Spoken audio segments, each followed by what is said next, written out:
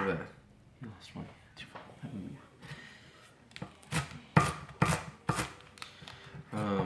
Green onions and the cilantro, you don't really want cooked into your meal. You cook them last because you still want them to kind of have the crunch. Like you can hear them crunchy when I cut them. Mm-hmm. You still want them to have that. You don't want them to be soggy in your meal. So when I cut these up, I'm going to put them all in one bowl because I'm going to cook them at the same time until the end. They're one of the very last things or the last thing? One of the very last things. It's kind of like, they're almost like just like toppings.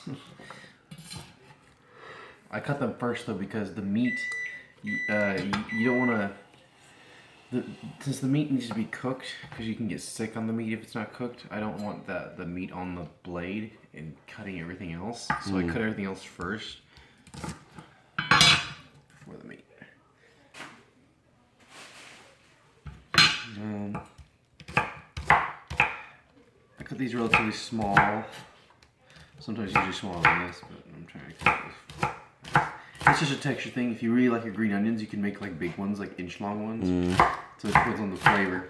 If you make them big, you get more flavor in your bites. You make them small, you make them less. There's already a lot of flavor. Nope, not enough. Just take the big-ass ones in here. When you throw this green stuff and the cilantro and everything in it, how long do you actually keep it in there for? At the end? You do it till they're nice.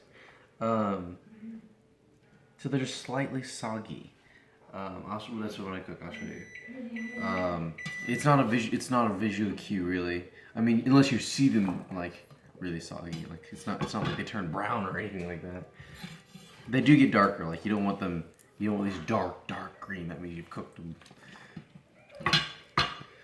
But normally you would know beforehand. I mean, you really just put it in there, let them get warm, and they're pretty much done. So it doesn't take long to cook these.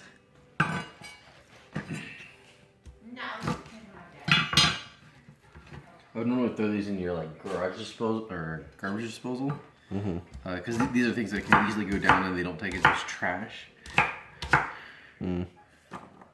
So things smelling up your kitchen. But actually, onions being in your trash can is probably one of the better things. They absorb the smell and bacteria. So like leaving onions out, they'll turn black if you like cut it open and leave it out.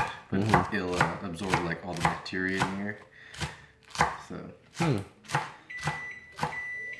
If you have really bad allergy or something, you can like leave an onion out by your bed one night or something. And of course, you rinse your food. You don't have to since you're cooking it, but you rinse your food in case, because I mean these things have been out on the shelves and whatnot, dust, things fall on the whatnot. This is really hard to do cilantro, especially in a sink like this. But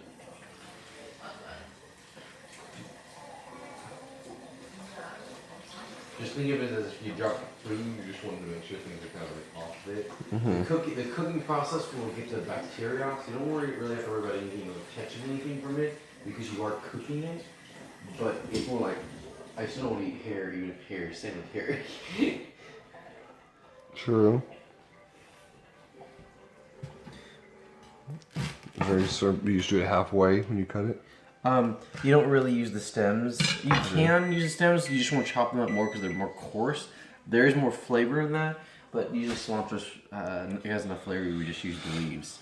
And then you just chop it up again, how much flavor you want.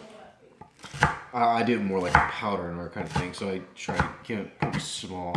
But some people actually like it like partially, so they like the whole full leaves and they'll put it all on top. So again, that's just messing with the flavor and how you want it to look. For presentation, sometimes you might want to leave the leaves more because they look pretty cool sometimes as a top. But I mash them up pretty small because I use it more like as an ingredient, almost like pepper and whatnot. Okay. How's that knife working so far? Good. It won't stay that way, but it'll be today. It'll probably last you like a week of cooking.